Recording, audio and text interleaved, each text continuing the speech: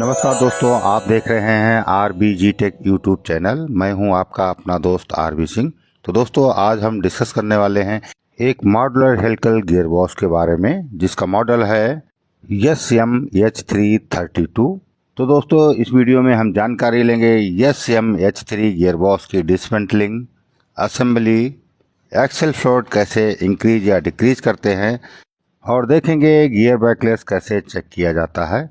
साथ ही एक नज़र डालेंगे इसके ऑयल सील और बेरिंग डिटेल के बारे में और जानकारी लेंगे इसकी नेम प्लेट डिटेल के बारे में भी। तो दोस्तों, प्रीमियम में एक smart modular helical gear box का पूर्ण वीडियो देखने के लिए वीडियो में अंत तक हमारे साथ बने रहें।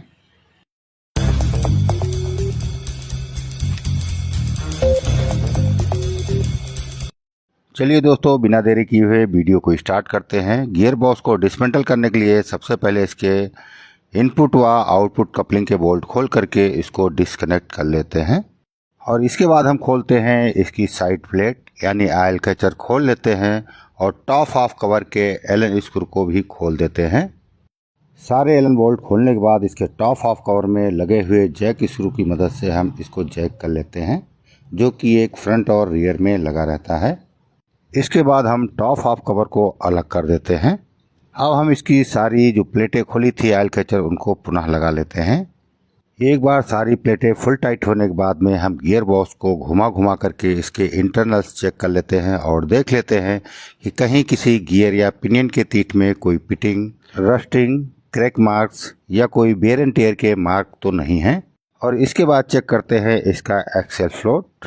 इस गियर बॉक्स का जो एक्सेल फ्लोट रहता है, फ्रंट की 3 शाफ्टों का जो एक्सेल फ्लोट रहता है वो रहता है 0.075 से लेकर के 0.15 के मध्य में, यानी वो पिनियन शाफ्ट जिनमें हमारा टेपर रोलर बेरिंग लगा है उसमें एक्सेल फ्लोट रहेगा 0.075 से 0.15 mm के बीच में, तथा वो शाफ्ट यानी आउटपुट शाफ्ट जिसके ऊपर में हमारा स्पीकर रोलर बेरिंग लगा है इसका एक्सेल फ्लोट रहता है 0.2 से 1 mm के मध्य में।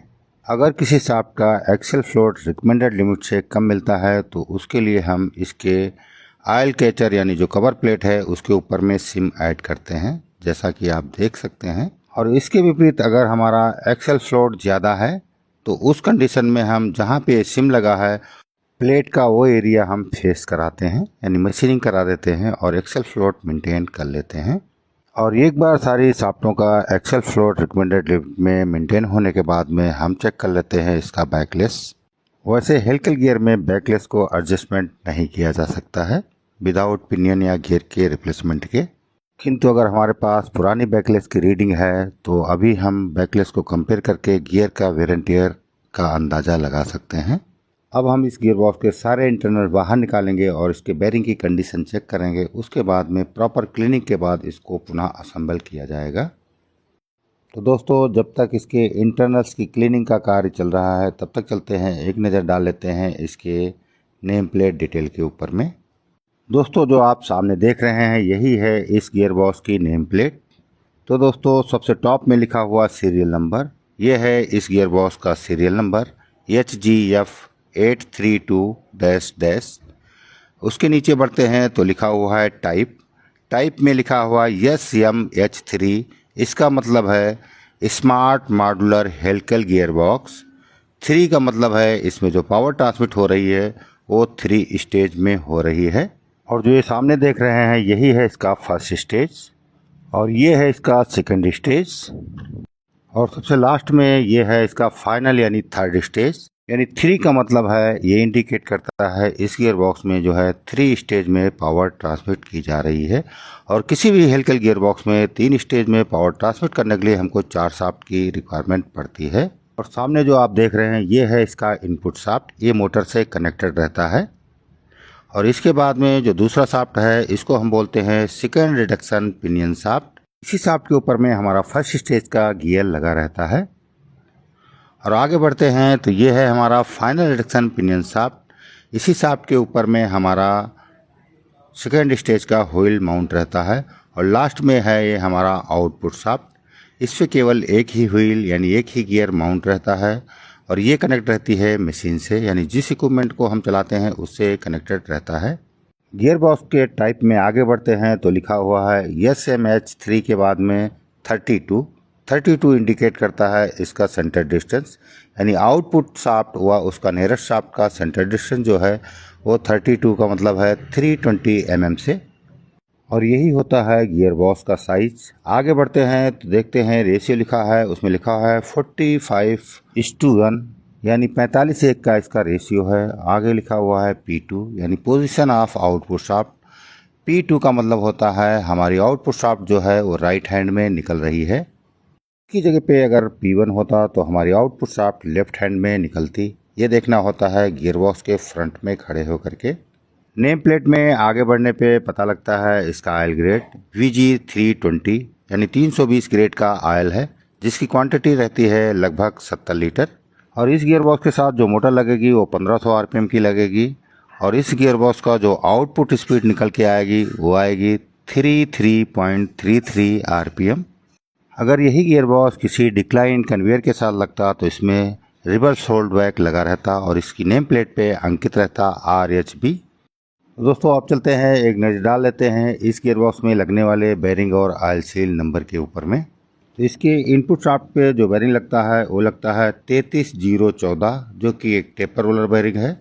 और इसकी सेकेंड रिडक्शन पिनियन शाफ्ट पे जो बेरिंग लगता है वो है 32-314, इसकी भी क्वांटिटी 2 रहती है। और इसके फाइनल रिडक्शन पिनियन शाफ्ट के ऊपर में जो बेरिंग लगती है उसका नंबर है 32-318, इसकी भी क्वांटिटी 2 रहती है। ये भी एक टेपर रोलर बेरिंग है। और इसकी आउटपुट शाफ्ट पे जो बेरिंग लगती है वो लगती है 22-230 CCW33। ये एक स्पेयर का रोलर बेरिंग है, इसकी भी क्वांटिटी 2 रहती हैं। अब चलिए डाल लेते हैं एक नज़र इसकी ऑयल सील पे। इसकी इनपुट शाफ्ट पे जो ऑयल सील लगती है वो लगती है 68-90-10, क्वांटिटी 1 रहती है। आउटपुट शाफ्ट पे जो ऑयल सील लगती है 150x180x15 mm, इसकी भी क्वांटिटी 1 रहती है। तो दोस्तों गियर बॉक्स के सारे इंटरनल प्रॉपर क्लीन हो चुके हैं। टॉप हाफ कवर और बॉटम हाफ कवर की प्रॉपर क्लीनिंग हो चुकी है। अब चलते हैं इसको असेंबल करते हैं। लोअर हाफ केसिंग में इसके इंटरनल रखते हैं। और गियर बॉक्स की असेंबली में सबसे पहले हम रखते हैं आउटपुट शाफ्ट, उसके बाद फाइनल रिडक्शन पिनियन शाफ्ट, उसके बाद सेकेंड रिडक्शन पिनियन शाफ्ट, उसके बाद इनपुट शाफ्ट। जबकि डिसमेंटलिंग में इसके विपरीत करते हैं। सबसे पहले हम इनपुट शाफ्ट निकालते हैं, फिर उसके बाद में आगे बढ़ते हैं। सारे इंटरनल रखने के बाद एक बार इसकी सारी प्लेटें टाइट कर ली जाएंगी और एक बार फाइनली इसका एक्सेल फ्लोट और बैकलेस चेक कर लिया जाएगा। इसके बाद इसकी लोअर केसिंग के ऊपर में हम एनाबॉन्ड 666 लगा देंगे, जो कि गैस्केट मेकिंग का काम करता है। और साइड प्लेटें थोड़ा थोड़ा लूज कर दी जाएंगी। इसके बाद इसका टॉप ऑफ कवर लगा दिया जाएगा और इसके बाद साइड प्लेटें भी एनाबॉन्ड के साथ लगा करके टाइट कर दी जाएंगी। साइड प्लेट लगाते समय ध्यान ये रखना है साइड प्लेट में लगा हुआ cut mark top of casing में लगे हुए कट मार्क के आमने सामने ही रहना चाहिए। अदरवाइज गियरबॉक्स के चलते समय इनकी बेरिंगों को पर्याप्त ऑयल नहीं मिलेगा, जिसके कारण प्रीमेच्योर बेरिंग फेलियर हो सकता है। दोस्तों इसी के साथ गियरबॉक्स असेंबली का कार्य समाप्त होता है। अब इसमें ऑयल फिल करके इसको चला करके देख लिया जाएगा। और ये वीडियो आपको कैसा लगा कमेंट करके अवश्य बताएं। अगर ये वीडियो आपको 1% भी लाभप्रद लगा है तो अपने दोस्तों के साथ शेयर करना ना भूलें। वीडियो में अंत तक बने रहने के लिए धन्यवाद। Thank you for watching. जय हिंद।